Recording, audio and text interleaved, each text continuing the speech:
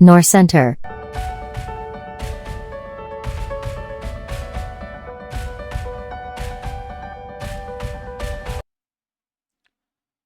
Hello दोस्तों, इस video में हम लेकर आए हैं कक्षा 10 की पर्सनल अभ्यास 3 का इंट्रोडक्शन वीडियो, जिसमें अभ्यास 3 के बारे में सभी चीज़ें जानेंगे। इसमें किस तरह के सवाल हैं और उन्हें किस तरह हल करने हैं। तो चलिए चलते हैं। सबसे पहला है हमारा दो चर वाले रैखिक समीकरण। ये हमारे इस अभ्यास का, इस चैप्टर का पाठ का नाम है, दो चर वाले रैखिक समीकरण। तो हम देखिए इन्हें किस तरीके से हल करना है। दो चर वाले रैखिक समीकरण होते क्या हैं? सबसे पहले देखो, इसमें दो वर्ड दिए गए हैं। पहला है दो चर, दूसरा है रैखिक समीकरण। तो हम इन दोनों को ही समझते हैं कि दो चर और रैखिक समीकरण क्या होते हैं। देखो, दो चर का मतलब है यानी कि वह समीकरण। दो चर वालों का मतलब क्या है? वह समीकरण जिसमें दो चर पद हों। दो चर पद हों। एक तो ये हो गई सर। दूसरा, रैखिक समीकरण यानी कि वह एक रैखिक समीकरण हो। रैखिक समीकरण हो। अब रैखिक समीकरण हम किसे कहते हैं? रैखिक समीकरण उसे कहते हैं जिस समीकरण की अधिकांश घात एक होती है। जिस समीकरण की एक अधिकांश घात एक होती है उसे हम क्या कहते हैं? रैखिक समीकरण कहते हैं। जैसे हमने लिखा 3x + 5y, ठीक है, = 5। देखो, इसमें एक x है, एक y है, तो दो तो चर पद हो गए। इसके अलावा इसकी भी घात एक है, इसकी भी घात है। मैक्सिमम घात समीकरण की क्या है? एक है। तो ये एक क्या हुई? रैखिक समीकरण हुई। और आप, हमारा पूरा नाम है दो चर वाले रैखिक समीकरण, रैखिक युग्म समीकरण। तो इसमें हम जोड़ा लेके चलते हैं। अब आगे चलते हैं, इसमें समझते हैं कि इसमें क्या क्या है और किस तरीके से इसे सोल्व करना है।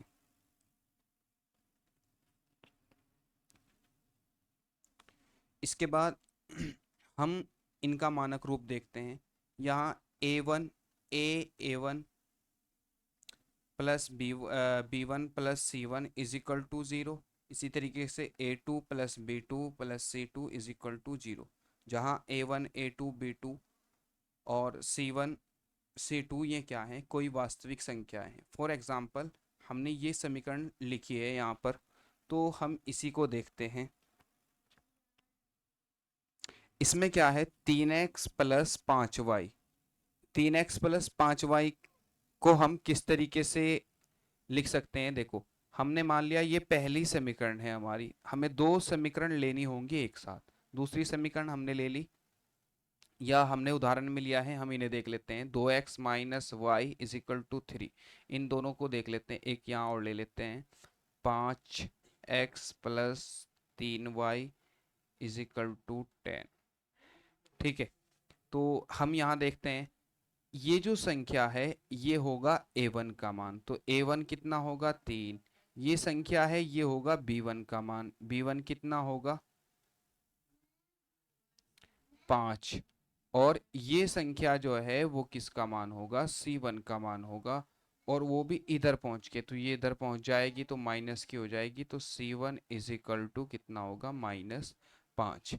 इसी तरीके से दूसरी समीकरण में ये a2 का मान होगा कितना? 5। ये b2 का मान होगा कितना? 3। और ये इधर पहुंचेगा, माइनस का हो जाएगा, और c2 का मान होगा कितना? 10। इस प्रकार से हम इन समीकरण में से a1 a2 b2 c2 इनके मान निकाल सकते हैं।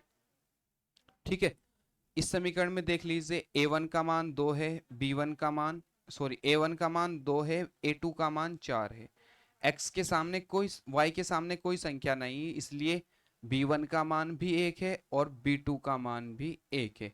ये 3 इधर जाएगा तो माइनस का हो जाएगा, C1 का मान -3 और इधर जाएगा ये भी माइनस का हो जाएगा, C2 का मान -5 है।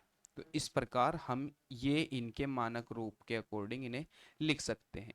अब ये तो हमें पता चल गया कि ये दो चर वाले रैखिक समीकरण कैसे होते हैं। अब इनकी बात करने की नेक्स्ट है इन्हें हल करने की विधियां।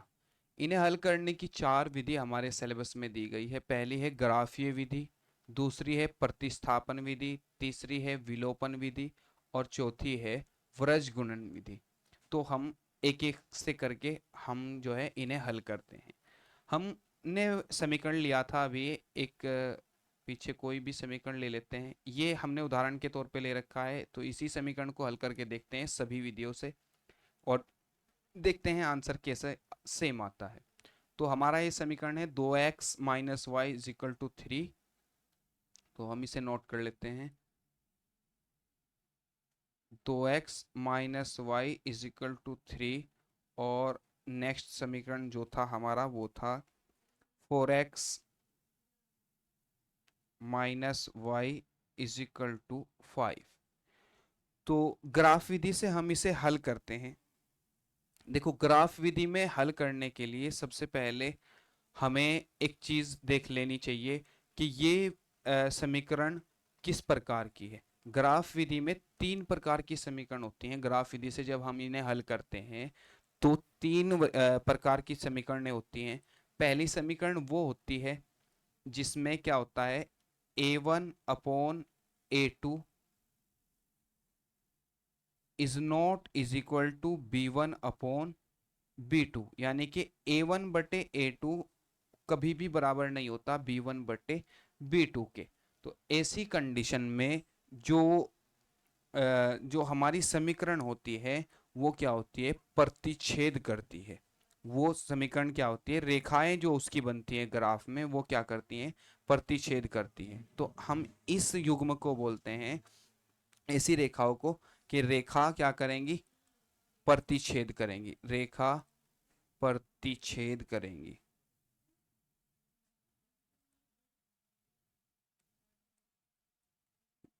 और जब रेखा प्रतिच्छेद करती हैं तो उसका केवल एक हल होता है, यानी कि उसका केवल एक ही हल होगा। x का और y का मान जो है केवल एक एक मान होगा, जो भी मान होगा। ठीक है, ऐसी कंडीशन में जब a1 फॉर एग्जांपल हमने यहां देखा है a1 का मान 2 है और a2 का मान कितना है, 4 है। Is not is equal to बराबर नहीं होना चाहिए किसके, B1 का मान भी -1 और B2 का मान भी -1।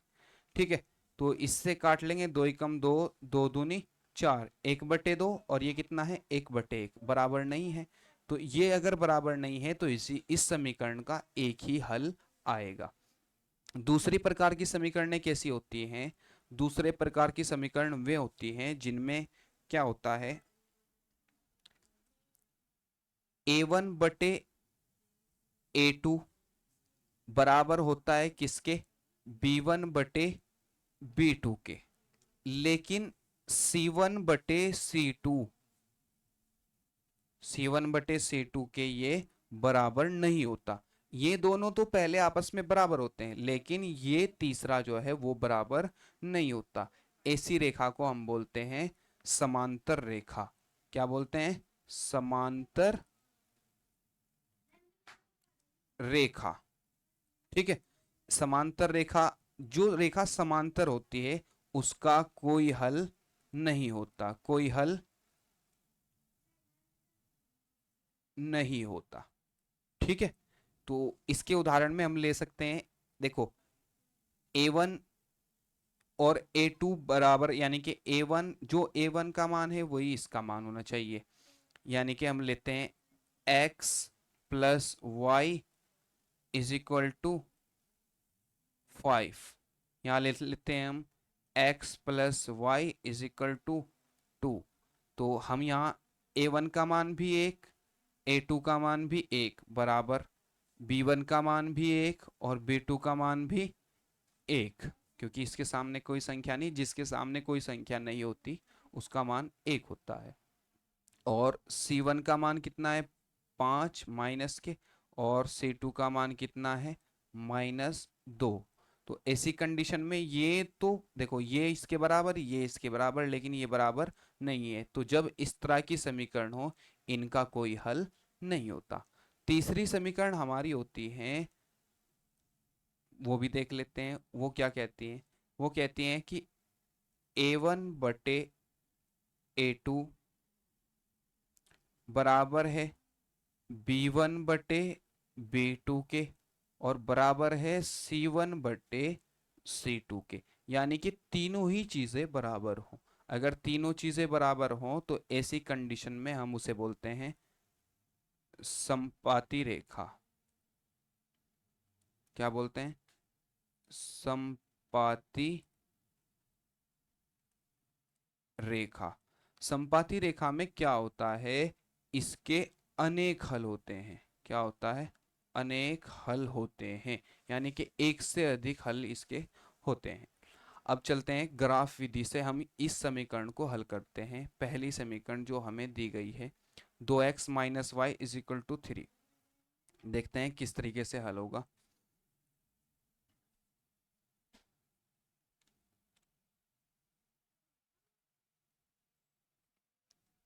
तो हम यहाँ लेते हैं 2x -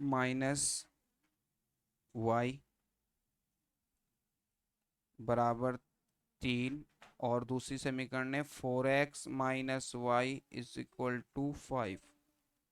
ये दो समीकरण हैं, हमें ग्राफ विधि से हल करनी है। ग्राफ विधि से हल करने के लिए सबसे पहले हम क्या करते हैं, इनके निर्देशांक ज्ञात करते हैं। तो समीकरण एक के हम निर्देशांक ज्ञात कर लेते हैं। पहली समीकरण के निर्देशांक ज्ञात करने के लिए हम एक बॉक्स बनाते हैं, खूबसूरत सा,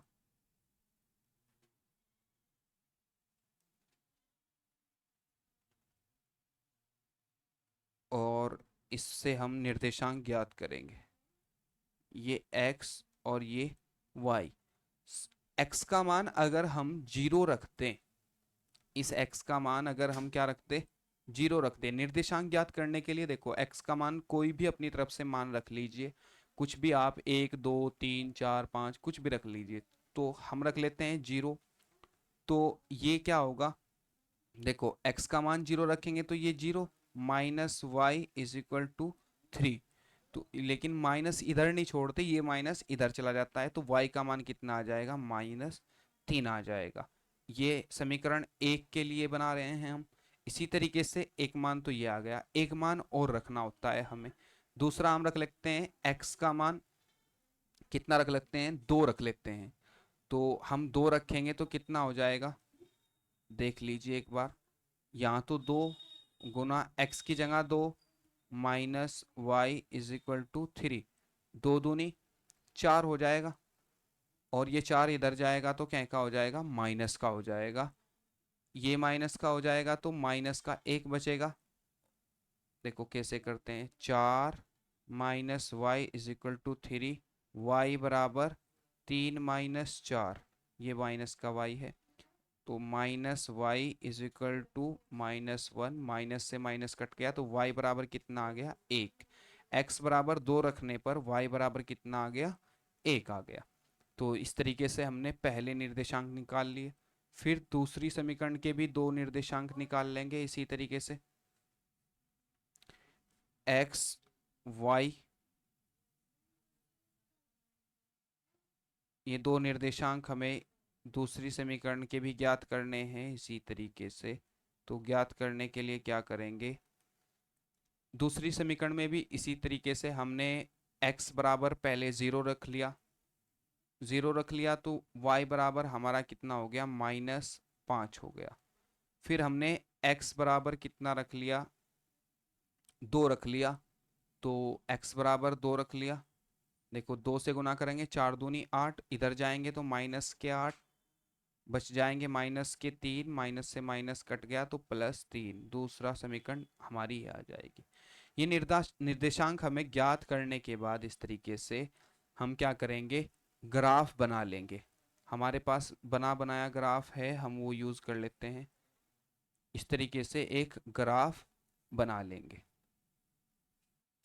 तो इस ग्राफ में क्या करना है, इस ग्राफ पे हम ये चीज़ जो हमारी है वो हम इस पे दर्शाएंगे कि किस तरीके से दर्शाते हैं। देखिए, सबसे पहले ग्राफ में हम अपने अक्ष बना लेंगे। ये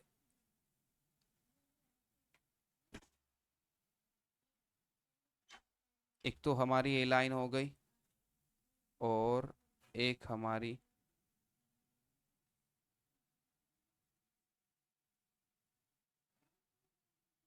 ये लाइन हो गई।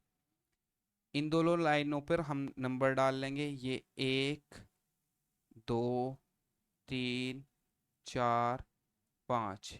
इसी तरीके से इधर -1 -2 -3 -4 और ये -5।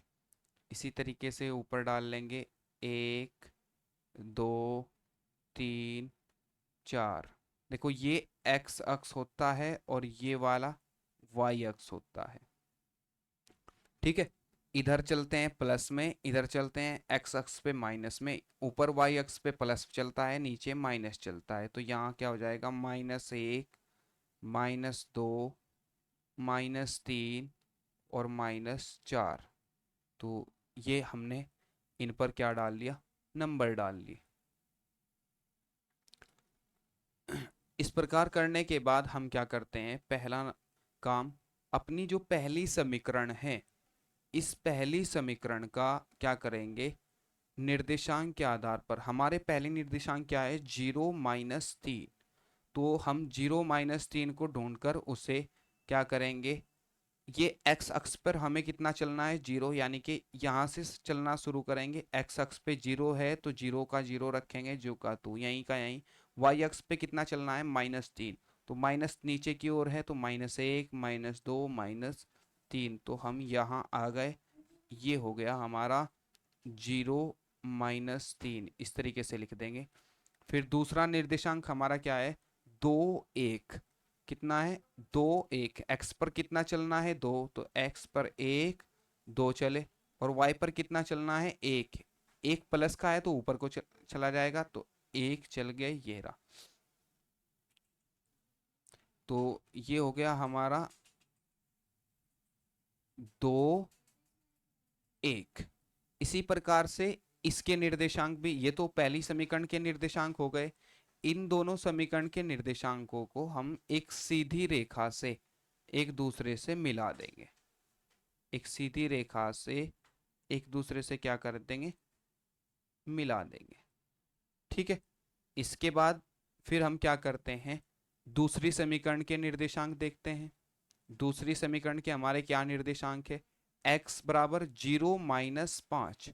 तो 0 और y पर कितना चलना है, -4 -5। तो -5 कहीं यहाँ जाके बैठेगा हमारे,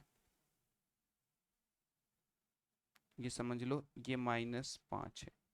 क्योंकि ग्राफ छोटा है तो इसलिए थोड़ी सी दिक्कत उठानी पड़ेगी। और इसके बाद दूसरा क्या है, ये तो हो गया हमारा 0 - 5। जैसे ये था 0 - 3। इसी तरीके से ये क्या हो गया हमारा, 0 - 5। अब इसमें हम क्या करेंगे, आगे की ओर चलेंगे। 0 - 5 में दूसरी समीकरण के निर्देशांक ज्ञात करेंगे। 2 और 3 है, तो हम इन्हें 2 और 3 को देखेंगे। 2 और 3 कहाँ हैं, तो 2, पहले हम 2 चले और फिर कितना चलना है, y पर 3 चलना है। तो 2 और 3, ये हो गया हमारा 2, 3। इस तरीके से हमने इन निर्देशांक को लिख लिया। और जिस तरीके से पहली समीकरण की लाइन को मिलाते हुए आगे बढ़ाया था, इसी तरीके से दूसरी समीकरण की लाइन को भी मिलाते हुए आगे बढ़ा देंगे। तो हमारे ये निर्देशांक थे, हमने ये मान के चले थे हम। देखो,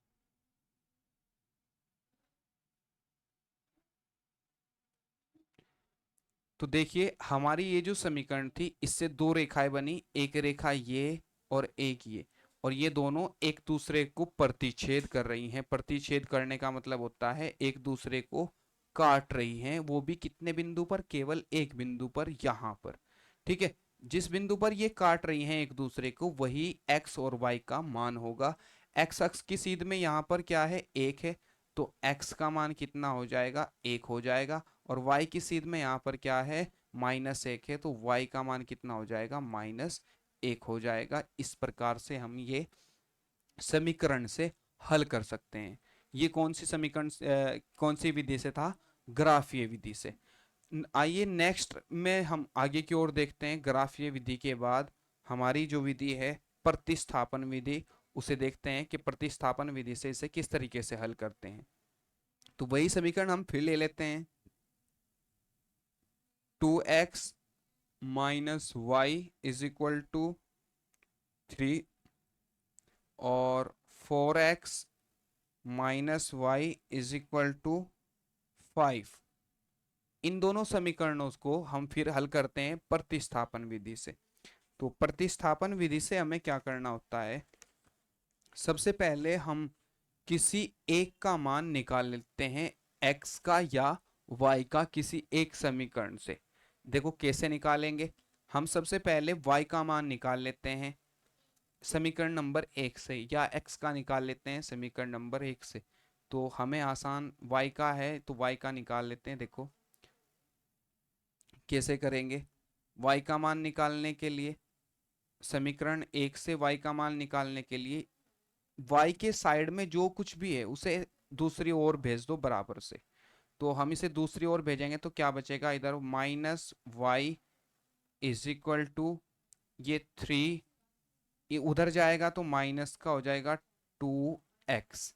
देखो ये माइनस यहाँ है, तो इस माइनस को हटाने के लिए निशान जो है हम माइनस कॉमन ले लेंगे। जब माइनस कॉमन लेंगे तो ये तो हो जाएगा प्लस का, y इज इक्वल टू ये माइनस का हो जाएगा -3 और ये प्लस का हो जाएगा 2x। इतना करने के बाद हम क्या करेंगे, y का मान,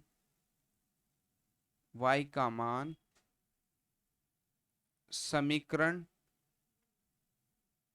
1 की बजाय हम समीकरण 2 में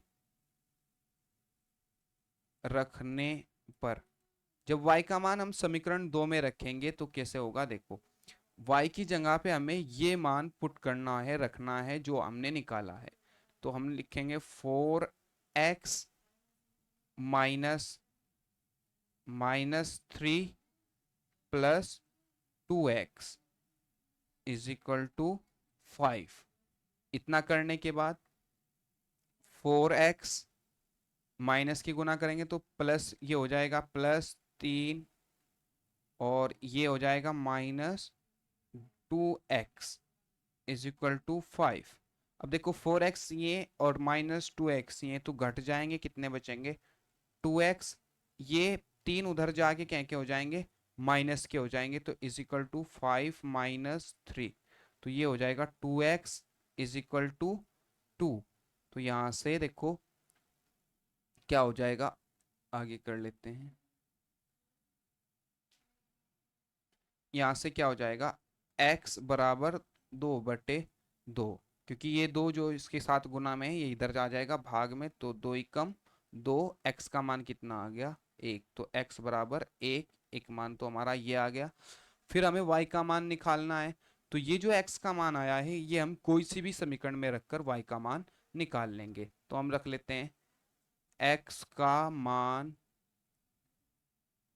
समीकरण 1 में रखने पर, जब x का मान समीकरण 1 पर रखेंगे अब तो हमारी समीकरण 1 क्या है, 2x - y is equal to 3। तो यहाँ देखें x की जगह पे हमें 1 रखना है, तो 2 गुना 1 - y इज इक्वल टू 3, 2 एकम 2, तो 2 - y इज इक्वल टू 3। ये उधर जाएगा तो क्या का हो जाएगा, माइनस का हो जाएगा, तो -y इज इक्वल टू 3 - 2, तो यहाँ क्या बचा, -y इज इक्वल टू 1। इधर माइनस नहीं छोड़ने की, ये माइनस उधर चला जाएगा तो y बराबर -1। ये किसका मान आ गया? हमारे y का मान आ गया। देखो ग्राफ विधि में भी हमारे x और y की यही मान आए थे, x बराबर 1 और y बराबर -1, और इस प्रतिस्थापन विधि में भी हमारे यही मान आए हैं। तो इस तरीके से ये मान सेम रहेंगे। ठीक है, नेक्स्ट विधि हमारी कौन सी है? व्रज गुणन विधि है। नेक्स्ट विधि हमारी व्रज गुणन और विलोपन दो विधि रह रही हैं, तो अलग अलग बार में अलग अलग से देख लेते हैं। इस बार हम निकालते हैं विलोपन विधि से। विलोपन विधि से देखो, विलोपन विधि में क्या करना होता है, वही समीकरण ले लेते हैं, 2x minus Y is equal to 3 और 4x minus Y is equal to 5। विलोपन विधि में कैसे निकालना है? सबसे पहले हमें किसी एक समीकरण को, इन दोनों समीकरण के किसी एक पद को बराबर करना होगा। जैसे यहाँ पर y y ऑलरेडी बराबर भी है, तो हम इसे अब भी कर सकते हैं, यहाँ से भी कर सकते हैं। और अगर बराबर ना हो तो जैसे हमें x और y बराबर, x बराबर नहीं है तो हम x को बराबर कर लेते हैं। ठीक है, बराबर करने के लिए हम जो जिस समीकरण में संख्या कम है उससे गुना कर लेंगे। जैसे यहाँ 2x है, 2 को 4 करने के लिए हम 2 से गुना करेंगे, तो हम लिख लेते हैं समीकरण 1 को 2 से गुणा करने पर, जब हम समीकरण 1 को 2 से गुना करेंगे तो यहाँ क्या आएगा, 2 दूनी 4x, इसके सामने -2y और यहाँ बराबर 6। इसी तरीके से ये हमारी हो जाएगी समीकरण 3। फिर क्या करेंगे, समीकरण, देखो क्या करेंगे, समीकरण 3 से समीकरण 2 घटाने घटाने पर घटाने पर, तो एक को ऊपर नीचे लिख लेंगे। 3 हमारी क्या है, 4x minus 2y minus 2y is equal to 6, और हमारी ये क्या है, 2 4x minus Y is equal to 5। देखो बराबर है ना ये, तो हमें कोई एक पद बराबर कर लेना है। जब हम घटाते हैं तो निशान बदल जाते हैं, ये माइनस का हो जाएगा, ये प्लस का हो जाएगा और ये माइनस का हो जाएगा। तो यहाँ से क्या होगा, 4x ऊपर 4x नीचे, ऊपर के प्लस के नीचे के माइनस के ये कट गए। ये माइनस के 2y हैं, ये प्लस का y है, तो घट जाएंगे, क्या बचेगा -y। यहाँ 6 है, प्लस के यहाँ माइनस के 5 है, 6 में से 5 गए, कितना बचा, 1 बचा। लेकिन माइनस को इधर नहीं छोड़ेंगे तो ये माइनस पलट के दूसरी ओर चला जाएगा, तो यहाँ से y का मान कितना आ जाएगा, y इज इक्वल टू -1 आ जाएगा। ठीक है, अब y का मान आने के बाद y का मान कोई सी भी समीकरण में रख सकते हैं, तो हम लिख लेते हैं y का मान समीकरण 1 की बजाय हम इस बार 2 में रख लेते हैं, 2 में रखने पर, जब y का मान हम समीकरण 2 में रखेंगे तो ये देखिए क्या होगा, इसमें किस तरीके से आंसर आएगा। तो यह हमारा समीकरण 2 क्या है, 4x minus Y is equal to 5। Y की जगह पे हमें -1 रखना है, तो यहाँ 4x माइनस वाई है और ये भी माइनस है, तो ये हो जाएगा +1 इज इक्वल टू 5। ये उधर जाएगा तो माइनस का 5 में से 1 घट जाएगा, तो क्या बचेंगे, 4। तो यहाँ बचेगा 4x इज इक्वल टू 4, और ये 4 इसके नीचे आ जाएगा, x बटे 4 4 ही कम 4, तो x का मान कितना आ गया, 1। x का मान 1। देखो तीसरी बार में भी यही मान आया, x बराबर 1 और y बराबर -1। ठीक है, तीन विधि हमने चेक कर चुके हैं, तीनों विधि से सेम मान आए हैं। चौथी विधि हमारी और रह जाती है व्रज गुणन, उसे भी देख लेते हैं, उससे क्या कर, किस तरीके से हल करते हैं। तो ये है व्रज गुणन विधि।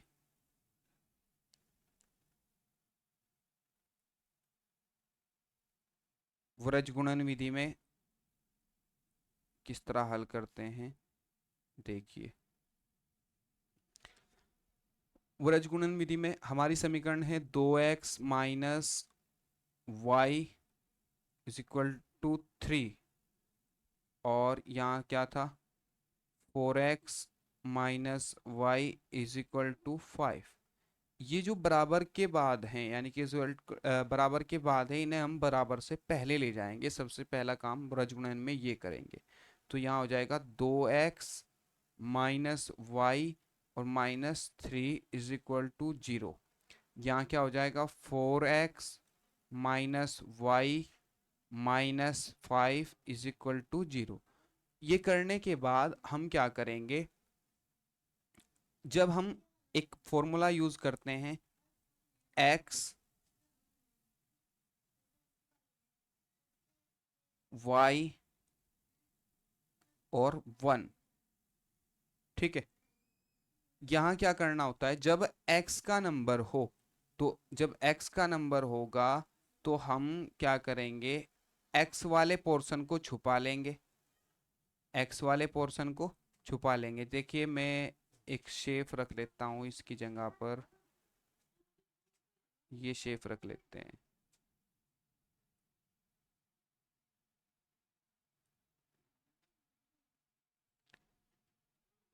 देखिए कैसे,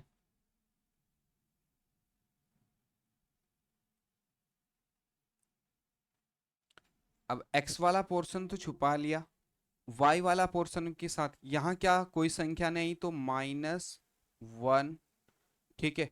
इसके नीचे भी क्या है -1, यहाँ क्या है -3, यहाँ क्या है -5, ठीक है।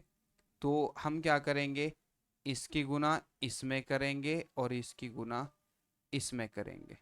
फिर इसी तरीके से x वाला छुपा लिया था जब x का नंबर था। अब नंबर किसका आ गया, y का आ गया। तो y का नंबर आने पर y को छुपा देंगे। जब y को छुपा देंगे तो बचेगा कौन, ये और ये बचेंगे। तो इसके साथ हम ये लेंगे y के साथ में। देखिए किस तरीके से करेंगे, यहाँ क्या है -3 -5, और यहाँ क्या है 2/2 और 4। तो इसकी गुना इसमें करेंगे और इसकी गुना इसमें करेंगे। फिर जब हमारा 1 का नंबर आएगा तो हम इसे छुपा देंगे सी वाले पोर्शन को। तो जब सी वाले को छुपा देंगे ये बचेंगे दो, तो इन दोनों को लिख लेंगे। पहला पोर्शन क्या है 2 और 4, तो 2 और 4।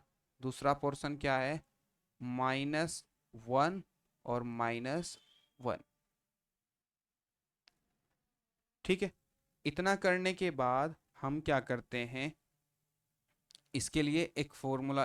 देखो ये जो हमारा काम था इसका अब हो गया, तो इसे हम हटा देते हैं। इतना करने के बाद आगे चलते हैं, क्या करते हैं, फिर वही x/y/1 इसकी गुना इसमें करेंगे तो माइनस माइनस प्लस, 5 ही कम 5। फिर इसकी गुना इसमें करेंगे तो माइनस माइनस प्लस, 3 ही कम 3। लेकिन जब नीचे से ऊपर को गुना करते हैं तो माइनस का निशान लगता है, तो -3 × 3। तो एक तो बच गया हमारे पास ये। फिर इसकी गुना इसमें करेंगे माइनस और प्लस माइनस, 3 × 4 = 12, तो -12। माइनस यहाँ है माइनस और ये प्लस है, लेकिन एक फॉर्मूले में माइनस है। यहाँ देखो 5 दूनी 10, -10, और ये माइनस है तो माइनस माइनस ये हो जाएगा +10, ठीक है। इसके बाद यहाँ इसकी गुना इसमें और इसकी इसमें करेंगे, तो 2 × 2, तो ये कितना होगा -2। 4 × 4 -4, लेकिन एक फॉर्मूले में माइनस है तो ये कितना हो जाएगा +4। इतना करने के बाद हम आगे आ जाते हैं। देखिए क्या इसमें हम जोड़ घटा कर लेंगे जो हमारी है। तो x बटे कितना बचा यहाँ, 5 में से 3 गए 2, ठीक है। फिर y बटे कितना बचा, 10 में से 12, 12 माइनस के है तो -2 बच गया। और इसी तरीके से 1 अपॉन में क्या बचा, यहाँ 2 बचा, क्योंकि 4 प्लस के हैं 2 माइनस के, तो 2 बचा। अब क्या करेंगे, x और y को क्रमशः इसके इज इक्वल टू रखेंगे, यानी कि यहाँ रखेंगे हम, ये जो मान हमारा है ये ऊपर और ये नीचे। x का मान निकालने के लिए x बराबर, x के नीचे क्या है 2 है, तो 2 बटे ये वाला मान जो इसके साथ में आया है 2, तो 2 एकम 2, तो 1 कितना आ गया, 1 आ गया। इसी तरीके से y का मान निकालने के लिए y के नीचे क्या है -2, यहाँ क्या है बटे 2, तो 2 दूनी 2 एकम 2, माइनस का है तो -1। चारों विधि से हमने करके दिखाया, सेम आंसर एक समीकरण का, वो हर समीकरण मतलब अगर आप कोई सी भी विधि से निकालो आंसर जो है वो सेम ही आएगा। तो इस प्रकार हम जो है इस चैप्टर में आगे इस तरह के सवाल आएंगे, किस विधि से हल करना है, सभी विधियों से हमने सिखाया है करना। बाकी अगर कोई समझ में ना आया है तो आप कमेंट में कमेंट करके हमसे पूछ सकते हैं, आपकी पूरी हेल्प की जाएगी। और जो लोग जिस तरह की भी दिक्कतों का सामना कर रहे हैं वो हमें कमेंट करें, तो उनकी दिक्कतों को दूर किया जाएगा। तो आज की वीडियो में यहीं तक, जुड़े रहिए नूर सेंटर के साथ। जय हिंद, जय भारत।